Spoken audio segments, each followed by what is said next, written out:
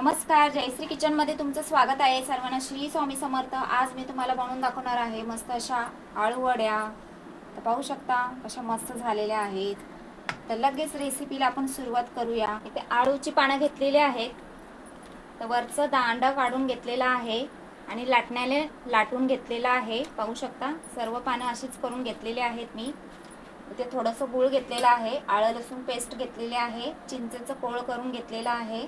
तर मसाले लागणार आहेत, बेसन घेतलेला आहे। आता बेसनचा घोल करून घेऊया आपण। तर चवीनुसार मीठ टाकायचं आहे बेसन मध्ये, मसाले टाकायचे, तिखट आवडीप्रमाणे टाकायचा, हळदी पावडर थोडीशी, धने जिरा पावडर घेतलेली आहे, आलं लसूण पेस्ट टाकलेली आहे, इथे गूळ घेतलेला आहे, गूळ एकदम असं बारीक चिरून टाकायचा आहे, चिंचेचा कोळ टाकायचा आहे। आता हे छान मिक्स करून घ्यायचं आहे पाणी टाकून। बेसनचा घोल बनून झालेला आहे, एवढाच जाडीचा ठेवायचा आहे घोल बेसनचा। एक पान ठेवलेला आहे मी। तर अशा प्रकारे लावून घ्यायचं आहे बेसन, सर्व पानांना लावून घ्यायचं आहे।